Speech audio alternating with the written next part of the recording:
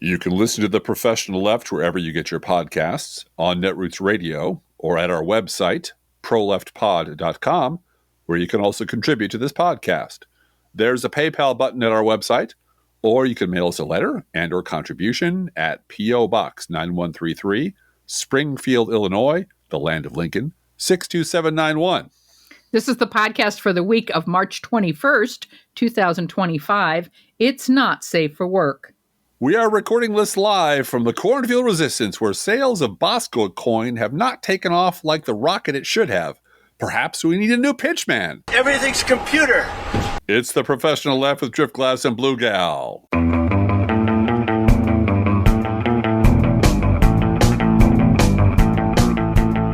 Sorry to do that to you, everyone, but it couldn't be helped. Today, we're going to be playing a game called Do You Remember? That's Husker Du. That's Husker Du, isn't it? No, it's not Husker Du. It's Do You Remember? Okay. And it's like No Fair Remembering stuff, except it's about something so current that you'd think it would be impossible to forget. But given that the memory hole is now the size of the Cayman Trench and the fire hose of Republican bullshit has been turned up to Mach 2, we thought a little refresher on a very recent thing might be necessary. Right. So today, we're going to talk about cancel culture, which, you know, like eating the dogs, eating the cats, was never really a thing, but which 5 minutes ago was worse than 9/11, according to your crazy Uncle Liberty. And Pew Research defined it in the most neutral, both-sidesy way possible. This is from May 19th, 2021, which was 400 years ago, Driftglass. Yeah. Americans and cancel culture, where some see calls for accountability, others see censorship, punishment. And we know who those some and others are. Quote, overall, 58% of U.S. adults say in general, calling out others on social media is more likely to hold people accountable, while 38% say it is more likely to punish people who don't deserve it. But views differ sharply by political party. Democrats are far more likely than Republicans to say that in general, calling people out on social media for posting offensive content holds them accountable. 75% versus 39%. Conversely, 56% of Republicans, but just 22% of Democrats, believe this type of action generally punishes people who don't deserve it. Unquote. So anytime any bigoted asshole on social media got pushed back and hollered, see, the so-called tolerant left, that was what they considered cancel culture. When monuments to Confederate traitors began coming down, all the usual mopes cried, cancel culture. You all might remember, in June of 2021, the House of Representatives voted to remove Confederate statues from the U.S. Capitol. This made MAGA Republicans very mad. House Republican minority weasel Kevin McCarthy, who, by the way, is not there anymore, used his debate time Wednesday, that day, to debate, to condemn critical race theory. Wow, this is a long time ago. And repeatedly note that racist lawmakers and leaders they depict were all members of the Democratic Party.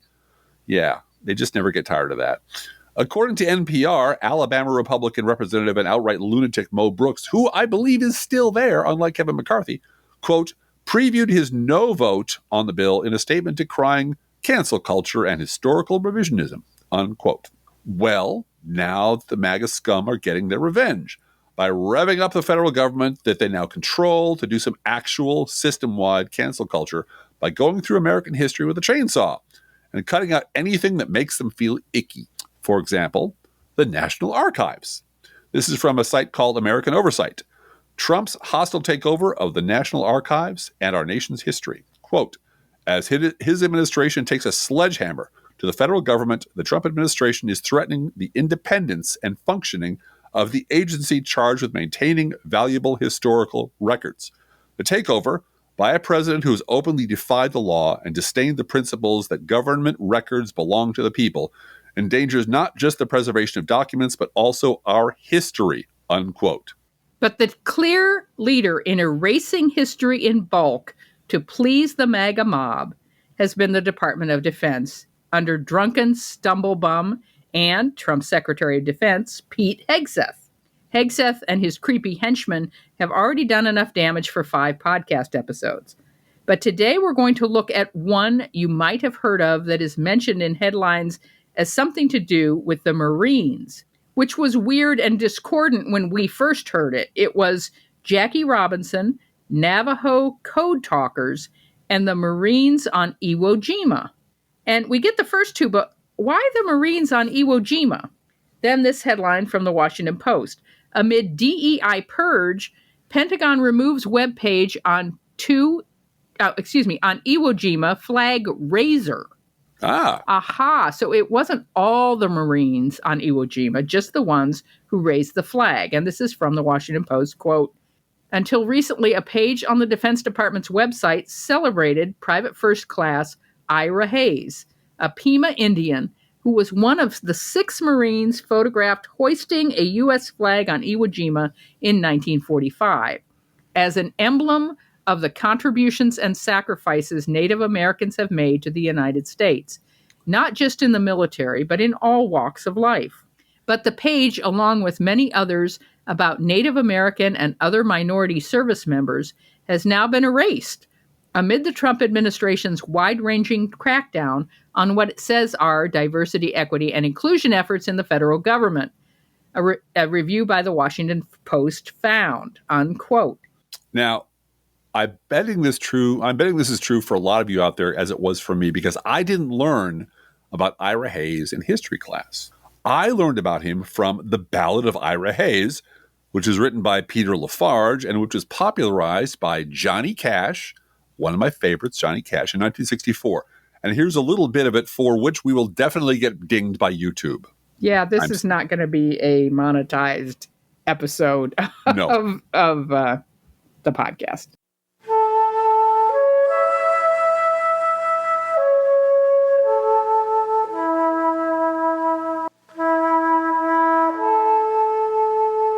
Ira Hayes, Ira Hayes, call him drunken Ira Hayes, he won't answer anymore.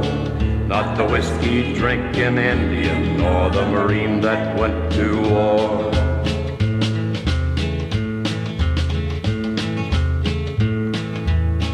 Gather round me, people, there's a story I would tell about a brave young Indian you should remember well. So we had to stop there, but there's nothing that can stop me from just reading the lyrics, right? By the way, in the song, Cash refers to drunken Ira Hayes because after he left the military suffering from PTSD, he descended into alcoholism. And this is from Wikipedia. On November 10th, 1954, Ira Hayes attended the dedication of the Marine Corps War Memorial in Arlington County, Virginia, which is modeled after the photograph of Hayes and 5 other Marines raising the second flag on Iwo Jima. After a night of heavy drinking on January 23rd and 24th, 1955, he died of exposure due to the cold and alcohol poisoning. He was buried with full military honors at Arlington National Cemetery on February 2nd, 1955. And by the way, this is one of the 3 songs that Johnny Cash played for President Richard Nixon. So here are the rest of the lyrics. From the land of the Pima Indian, a proud and noble band who farmed the Phoenix Valley in Arizona land. Down the ditches 1,000 years, the waters grew Ira's people's crops, till the white man stole their water rights, and the sparkling water stopped. Now Ira's folks were hungry, and their land grew crops of weeds. When war came, Ira volunteered, and forgot the white man's greed. Call him drunken Ira Hayes, he won't answer any more. Not the whiskey-drinking Indian or the Marine that went to war. There they battled up Iwo Jima Hill, 250 men, but only 27 lived to walk back down again. And when the fight was over and Old Glory raised, among the men who held it high was the Indian, Ira Hayes. Call him drunken Ira Hayes, he won't answer any more. Not the whiskey-drinking Indian or the Marine that went to war. Ira Hayes returned a hero, celebrated through the land. He was wined and speeched and honored. Everybody shook his hand. But he was just a Pima Indian. No water, no home, no chance. At home, nobody cared what Ira had done. And when did the Indians dance? Call him drunken Ira Hayes. He won't answer anymore. Not the whiskey-drinking Indian or the Marine that went to war. Then Ira started drinking hard. Jail was often his home. They let him raise the flag and lower it like he'd throw a dog a bone. He died drunk early one morning, alone in the land he fought to save. 2 inches of water and a lonely ditch was a grave for Ira Hayes. Call him drunken Ira Hayes. He won't answer anymore. Not the whiskey-drinking Indian or the Marine that went to war. Yeah, call him drunken Ira Hayes. But his land is just as dry, and his ghost is lying thirsty in the ditch where Ira died. So I guess now we're going to have to take down that Iwo Jima monument, right? And not only that, we're also going to have to cancel Johnny Cash for his terrible DEI wickedness, because this was not the only DEI song he wrote and sang. Nope. He wrote about Native Americans, prisoners, the poor and downtrodden, anti-war protesters, and he was an anti-war protester. That's right. Drug addicts, even alcoholics like Pete Hegseth. Alcoholics got Johnny Cash songs. Johnny Cash was practically the poster child for DEI, which means all those awards and honors got to go. The 1998 Grammy Award for Best Country Album, 1996 Kennedy Center honors, that's gone, right? Mm-hmm. Yeah. Multiple Grammys and Country Music Association awards, including Entertainer of the Year, the 1992 National Medal of Arts, and also in 2001, Johnny Cash received the National Medal of Arts from President George W. Bush. And we could go on and on. Well, I got to say, as a brief aside, when I was writing with one of the conservative gentlemen I used to work with, and he got on my nerves about something or other, I reminded him that Johnny Cash was a goddamn hippie. And man, he got up as high like, no, he wasn't. No, he wasn't. Because, you can't take away their Johnny Cash from them. I said, hey, the man smoked pot. He took drugs. He stood up for prisoners. He stood up for Native Americans. He was an anti-war protester, drug addicts, you name it. Whatever downtrodden person was out there, Johnny Cash was on their side. He even grew his hair a little bit long. That, by me, is a hippie, sir. And that, boy, you do not touch their goddamn Johnny Cash. And it makes them very mad when you remind them Johnny Cash was to the left of everything they love, way to the left of everything they love. And we could go on and on about that. And you can forget about ever rerunning that episode of Columbo where Johnny Cash was the murderer. Yeah, which was a damn good episode, by the way. It's a shame because we won't be able to see it anymore because it'll be gone now. And do we also have to cancel Nine Inch Nails, Soundgarden, and Depeche Mode? Because Johnny Cash covered their songs. Probably. I mean, why would we stop there? We can't stop there. Consider that Lincoln's entire presidency was defined by war with the Confederacy over the issue of the enslavement of black people. And having destroyed the Confederacy, he managed to pass the 13th Amendment, which abolished slavery in the United States.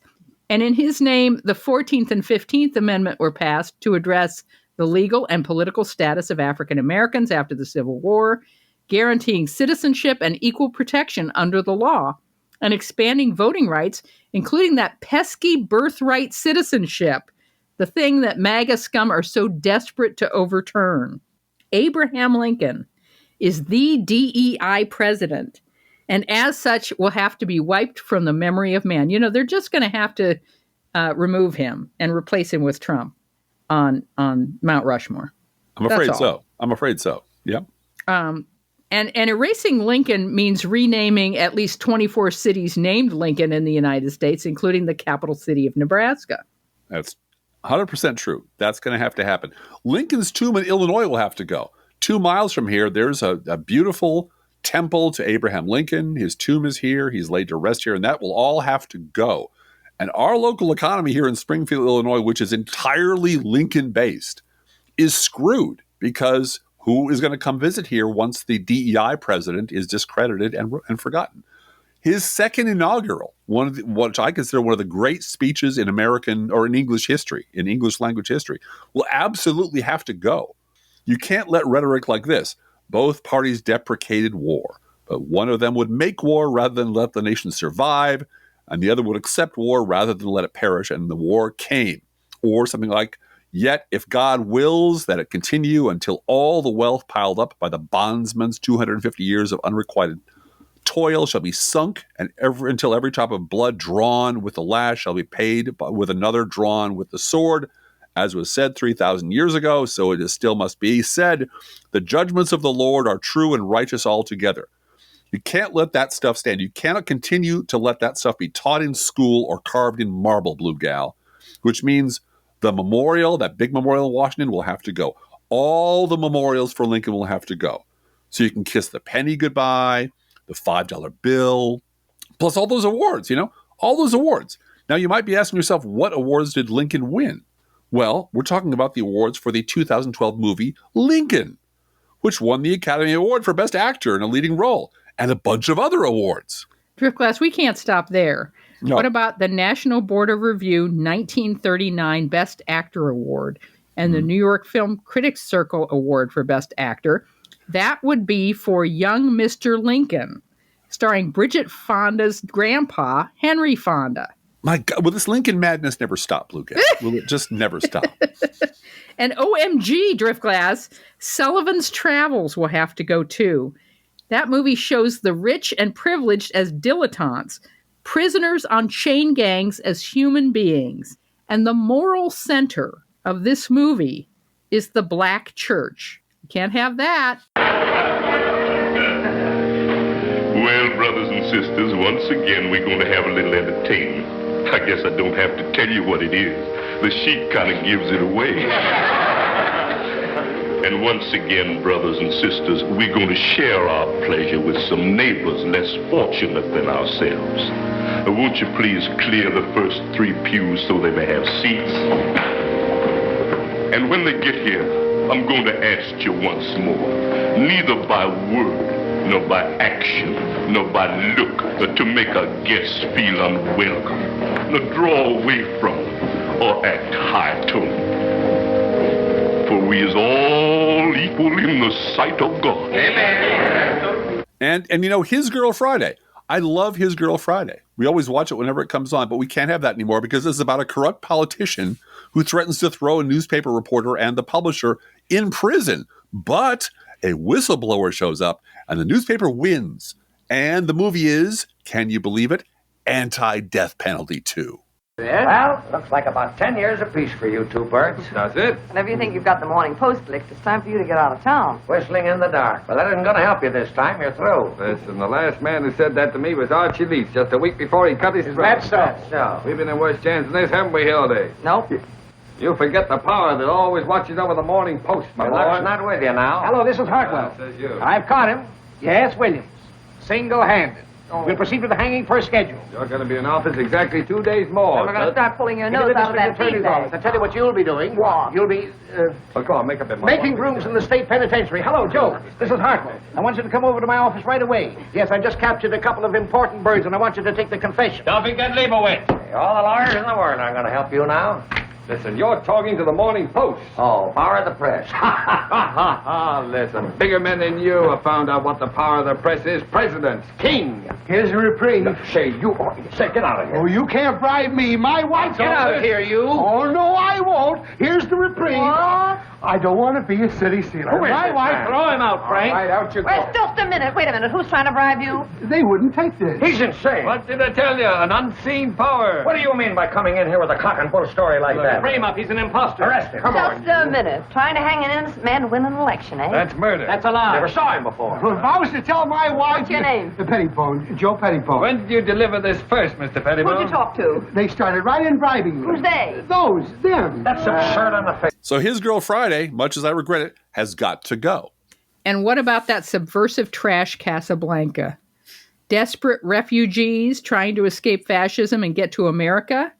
Without proper papers even? What? What the hell's with that? No. The A borders French are closed. collaborator. French collaborator. A cynical American who doesn't live in the United States, Strickland. Mm-hmm. A black man, a woman, and resistance organizer versus the Nazis. And the lead Nazi gets shot by our hero. Rick shot first. He did. And he gets away with it, too. What was the meaning of that phone call? Victor Laszlo is on that plane. Why do you stand here? Why don't you stop him? Ask Monsieur Rick. Get away from that phone. I would advise you not to interfere. I was willing to shoot Captain Reno, and I'm willing to shoot you. Hello. Put that phone down. Get me the radio tower. Put it down.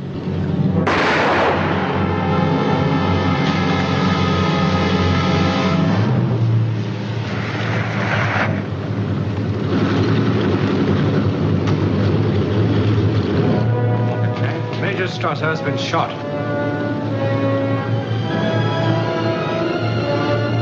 Round up the usual suspects. We just can't have that, Driftglass. No, we can't have that. In fact, if you all would like to do a little homework, just go down the list of AFI's top 100 films of all time and see which ones would be banned if Trump thugs have their way.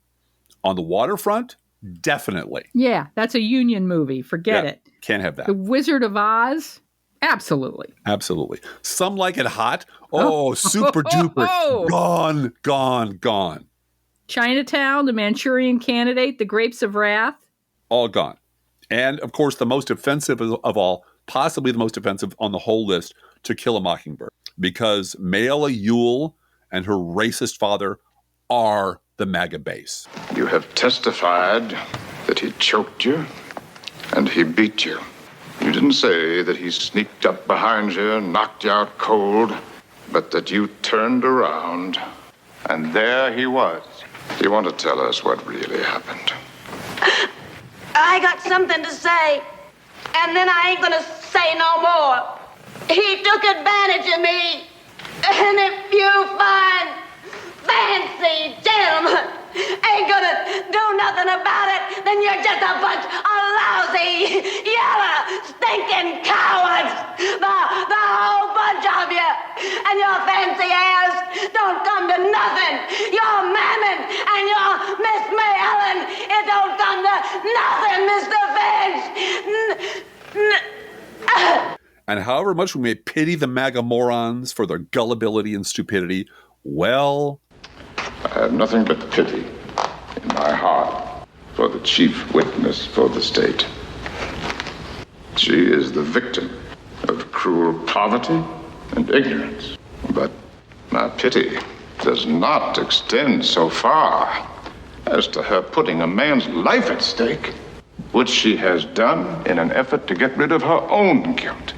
like Mayella Ewell, the MAGA morons must have all historical and contemporary evidence that makes them uncomfortable or makes them look like bigots and fools erased, wiped out. And tragically, like Atticus Finch, it doesn't matter how eloquent or moving our words are, not one bit, or how high we can pile up the evidence of how terribly, terribly wrong the MAGA morons are. Because, like the racist jurors in To Kill a Mockingbird, none of that will move them because they are all fucking complicit. Yep.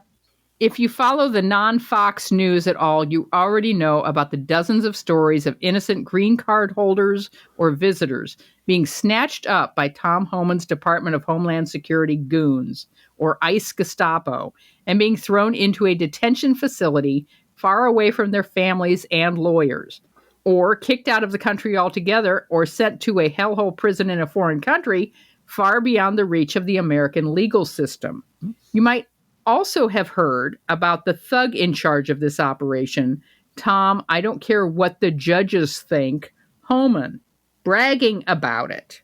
As we have mentioned on this podcast once or twice, our local Republican Party organization, the Sangamon County, Illinois Republicans, regularly defiles the memory of Abraham Lincoln by paying the worst people in America to speak at their annual Lincoln Day dinner and fundraiser. Past speakers have included Corey Lewandowski, Candace Owens, and Charlie Kirk. And this last year, the speaker was Tom Homan. Because out here in the real world in Trump country, grassroots Republicans love that stuff. They really do. Honestly, if you really want to know what Republicans think, you don't have to go to an Ohio Diner Republican or New York Times reporters. Just come here. Just stand with me as brothers in the parking lot of Harbor Freight, and we will discover together what they think. There's the case of the French researcher who was detained on arrival in the U.S. His computer and his phone were confiscated and searched, and his texts criticizing Trump's cuts to scientific research were deemed by Department of Homeland Services agents as hatred of Trump that could be described as terrorism, and he was deported the next day. And then there's this from The Guardian. I'm the Canadian who was detained by ICE for 2 weeks. It felt like I'd been kidnapped. Quote, I was stuck in a freezing cell without explanation despite eventually having lawyers and media attention. Yet, compared to others, I was lucky. There was no explanation. There was no warning. 1 minute I was in an immigration office talking to an officer about my work visa, which had been approved months before and allowed me, a Canadian, to work in the United States.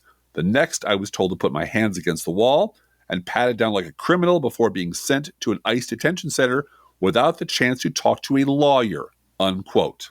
And this from The Independent, quote, Donald Trump's administration admits that many of the dozens of Venezuelan men deported to El Salvador's notorious MAGA prison have no criminal record whatsoever. But a lack of a criminal record does not indicate they pose a limited threat, according to a sworn statement from an ICE official submitted in court filings. A, quote, lack of specific information about each individual actually highlights the risk they pose, unquote, according to ICE official Robert Cerna. This extraordinary statement was included in court filings from the Trump administration, calling on a judge to reverse his order that temporarily blocks deportations under the Alien Enemies Act, a move that government lawyers called an affront to the president's broad constitutional and statutory authority to protect the United States from dangerous aliens who pose grave threats to the American people. Yeah, unquote. So where in the world do you suppose this lawless Republican administration ever got the idea that they could use the lack of evidence of something as proof that the thing was a threat, or that they could just snatch people up with no evidence and imprison them, or render them off to some hellhole beyond the reach of American law? They got that from the last lawless Republican administration, of course. Of course they did. Remember Team B? We've talked about Team B years ago on this podcast. So let's review, boys and girls. This is from the Center for American Progress. Quote, to fully understand the nature of the crisis imposed on the CIA and other intelligence professionals by the Bush administration, journalists need to study up on a little history, as we have all been to this movie before. As American Progress fellow Lawrence Korb told a gathering I hosted at the World Policy Institute at New School University in New York last week, the agency has never recovered from Team B. Many of the very same people who deliberately created the misimpression about Iraq to goad the American people into supporting a war had already executed a run-through of the same strategy in the 70s. Back then, establishment hardliners associated with the now-defunct Committee on the Present Danger heaped scorn upon the professional intelligence services for their alleged underestimation of Soviet military capabilities. They succeeded in convincing then CIA Director, see if the name sounds familiar, George H.W. Bush, to appoint a now infamous Team B to go through the same material and come up with an answer that would justify a vast increase in U.S. defense spending. With the powerful political patronage of then Defense Secretary Donald Rumsfeld, its members, including Paul Wolfowitz, came up with astronomical numbers for alleged Soviet military spending and capabilities. As Newsweek's Fareed Zakaria, a moderately conservative war supporter, has observed, in retrospect, Team B's conclusions were wildly off the mark. It argued, for instance, that back in 1976, the Soviets enjoyed a large and expanding gross national product. It credited them with double the number of backfire bombers the nation could actually produce. It turns out that even the CIA's much pilloried estimates for Soviet military capabilities were far too generous, sounding very much like he were talking about Iraq WMD capabilities 30 years later. Rumsfeld claimed no doubt exists about the capabilities of the Soviet armed forces, unquote. See, Cheney's Team B just invented secret Soviet aircraft and silent submarines out of thin air because their fucked up ideology insisted that such things must exist. Therefore, the lack of evidence for their existence just proved that the Soviets were even sneakier and more devious than he had thought. And speaking of memory holes and sending innocent people off to black sites, this is from Politico, December 14th, 2014. The headline is Cheney, I'd do it again in a minute. Quote, former Vice President Dick Cheney unapologetically pressed his defense of the CIA's use of harsh interrogation techniques on Sunday, insisting that waterboarding and other such tactics did not amount to torture and that the spy agency's actions paled in comparison with those of terrorists targeting Americans. While a Senate Intelligence Committee report on the interrogation program shocked many, with its vivid descriptions of one unresponsive prisoner frothing at the mouth after waterboarding and others shackled from bars in stress positions for prolonged periods, Cheney was unrepentant. He repeatedly dismissed the Senate inquiry as partisan, but seemed entirely comfortable with a public discussion of the once secret techniques. Indeed, Cheney seemed proud of his role in creating the interrogation program. I'd do it again in a minute, he declared. Despite being pressed by host Chuck Todd to offer a definition of torture, Cheney did not go beyond saying the Justice Department provided legal approvals for the program. Well, we know who wrote that letter. Yes, we do. Which blasted last week in a long-awaited report released by the Senate Intelligence Committee. The panel's study found that the interrogation effort was badly mismanaged, abandoned, or never used safeguards it was supposed to follow, and failed to produce the kind of critical intelligence that CIA and Bush White House officials said justified the program. You got that? At one point during the NBC interview, the former vice president appeared to suggest that anything the CIA or its personnel did could not have amounted to torture, regardless of the brutality of the conduct. It's not torture when we do it. Yeah, we're the good guys. We're the good guys, so it's not torture. Yeah. Todd pointed in particular to the case of Gul Rahman, who was taken prisoner in Afghanistan and chained to the floor of a CIA black site known as the Salt Pit, where he died from exposure to cold temperatures. CIA records quoted in the Senate report say Gul's detention was a case of mistaken identity, unquote. Black site? Mistaken identity? So where did the Trump administration get the idea that they could just pass off the absence of proof as proof? Or that they could get away with grabbing innocent people off the street and rendering them to a hellhole in another country? They learned it from the Bush administration, none of whose malefactors ever spent a day in jail. They learned it from a ghoul like Dick Cheney, who taught them to just go ahead and do whatever you want, and fuck the courts. And if you are caught, remain proudly unapologetic about the horrible things you have done. Yes, that's the same Dick Cheney who got at least a partial reputation rehab and some applause from some very credulous Democrats in 2024. Yeah. Because he wouldn't endorse Trump. And that's all you have to do is create an even bigger monster next time. And the smaller monsters suddenly are off the hook for all the shit they did, even though the smaller monsters led to the larger monster. And the way most of our never Trump allies insist on truncating the history of their Republican Party so that everything bad happened in, 2016 or 17 or later after they'd left the party recently led to a very entertaining back and forth between Marcy Wheeler, a.k.a. Empty Wheel, and never Trump know-it-all Tom Nichols. I stepped into the middle of this. I did a few things, but I just mostly stood back and watched with glee as people finally queued up to teach Tom Nichols a lesson. This is Tom Nichols on Blue Sky. Quote, it's a pressing issue if you're wondering why so many people, including institutional Democrats, even in the Senate, are not acting with enough alarm. The constant turn it up to 11 approach over the past 40 years helps explain why American democracy isn't in fighting trim today, unquote.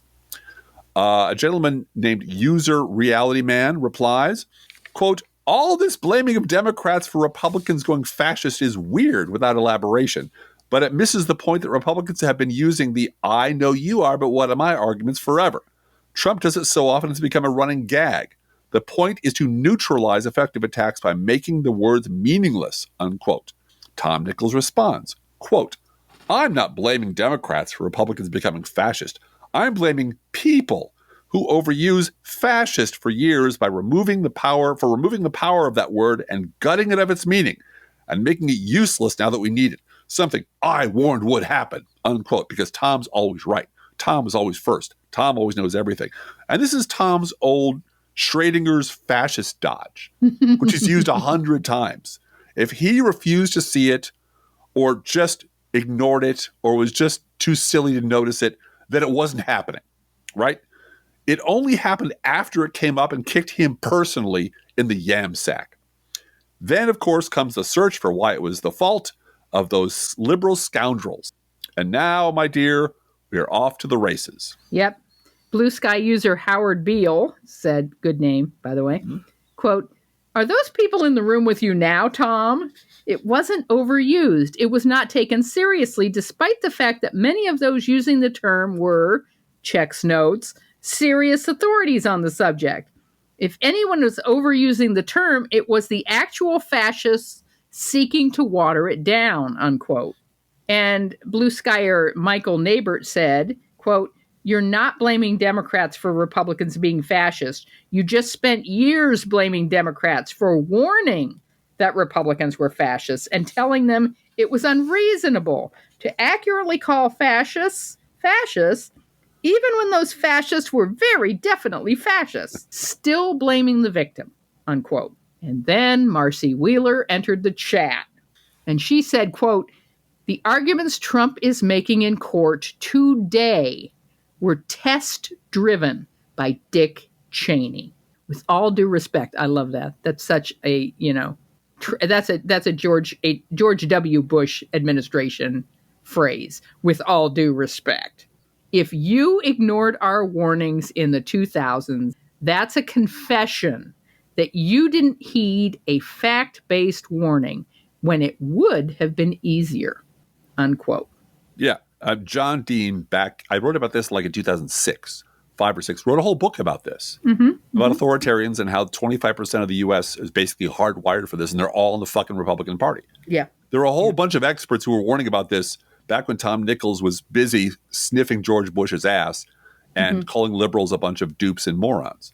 So then there followed hundreds of likes and hundreds of comments that made mine look pretty timid, and during which Tom disappeared, presumably to write a paid 3,000-word article for The Atlantic about what a bunch of stupids we stupid liberals are. And, I'm a little bit sorry for bringing up torture talk when everybody is losing sleep over what Trump is doing now. Yep. But for all of the things that Dick Cheney did that have completely fallen down the memory hole. Yeah. This is everything that all of us are losing sleep over what Trump is doing now are going to fall down the memory hole. Yep. And when Tom Cotton runs for president in 4 years or 8 years, nobody's going to have any idea in the media about what Trump did and how Republicans, especially in the Senate, backed him up 100% and gave him everything he wanted. Well, not everything is forgotten. I mean, all of this stuff is present in the archives of liberal bloggers. Well, but no one listens to us. Right. Except our listeners. I mean, I get it, but. And that's the dichotomy, because no one listens to us except it was us using the word fascist over and over again that caused and that Tom was Nichols too much, to and not that was realize. our fault. Yeah, that was our fault. But we're irrelevant. Nobody listens to us. We're sidelined, but we're also all powerful enough to warp the language to the point where people like warp Charlie the conversation and destroy truth in the future. Right. And allow Trump to just slide into office without anyone noticing. Because we wanted it that way, secretly. Because Tom Nichols warned us about that. He warned us. And, we just love winning the midterms after Donald Trump has destroyed democracy. Sure. That's finally, our quest has been won. Oh, gosh. Anyway, the news is pretty bleak this week. It's all bad. So we've talked long enough for today. So let's get back to doing a news roundup next week on our next episode. Yeah. We're grateful for your listenership and support. Yeah. We really are. Each week, we post to our Facebook page and website an Internet Kitty sent in by you, the listeners. But this week's Internet Kitty is actually a pup named Jack. Oh. Beautiful dog. Jack is a 20-pound sausage casing filled with opinions he'd like to share with you. He is up for any outside adventure, but be aware, anytime Jack takes a walk, that means it's time for a treat. And if you forget to give him his biscuit after his walk, don't worry, Jack will remind you. That kind of sounds like Bosco in the litter box. Well, every time Bosco uses the litter box, he deserves a treat. He wants you to know about it. And that's why our very solid investment vehicle, the Bosco coin. Junior Dude wants us to make one. He wants us to 3D print some Bosco coin. I think we should. I honestly think we should, and give him away as 3D printer. No, but you know what? There's a local printer who does custom work like plaques and T-shirts and business cards. I bet they do poker chips, something like that. Oh yeah. So yeah. Oh, that'd be cool. That'd be cool. Yeah. We'll have to look into that. Yeah, we will look into that. They're $3,500 a piece, so think carefully about how many you want to print. It's a major investment to do $ Bosco, right? It's a notable prize, yeah. Yeah. So listen, Jack Eats Freshly Poured Dog Food, our faith sponsor. Whether you serve Pet Store Perfection or Dollar Store Dreck, your dog will come in from his walkies and demand that the food he eats is only freshly poured. Freshly poured, freshly poured. Oh my Lord, it's freshly poured. And you can visit Jack at our Patreon page or website. And you can send your internet kitty, dog, or other pet to us at our email address, proleftpodcast@gmail.com, subject line internet kitty. Mm-hmm. And you can also write to both of us at proleftpodcast@gmail.com. Feel free to write us. We love hearing from you. Be aware that if you write to us at any of our addresses, we reserve the right to read your email or U.S. Postal Service. Go Postal Unions. Letter on the air unless you say otherwise. Also, don't forget our famous gourmet coffee guidelines. If you can afford to buy an espresso-based beverage for yourself or a frosty adult beverage or a shot of something good, buy one for us. This is not charity. This is our job. And if you can spare $5 a month, please do so at $5 a month at patreon.com/proleftpod. The other thing you can do that would be extremely helpful and that a lot of you are doing, and we do appreciate it very much, is sharing our show on social media. And you love the show, please get someone else to listen. And thank you very much for doing that. Hey, Drift Class, how are the Internet Kitties doing this week? Well, I consulted with the Internet Kitties in the marketing department, and they think maybe the problem is that Bosco Coin needs a new jingle. Bosco, ripping through the chains, cryptic claws ignite the flames, decentralize, the fury will ride, follow the cat into the digital tide. Let's think about living. Think about living. Let's think about loving. Think about loving. Let's think about the hooping and the hopping and the popping and the loving, lovey-dovey. Lovey-dovey-dovey. Let's forget about the wine and the crying, the shooting and the dying, and the fellow with a switchblade knife. Let's think about living. Let's think about life. The Professional Left podcast is recorded under a Creative Commons license. Copyright 2024-25, GGBG Productions.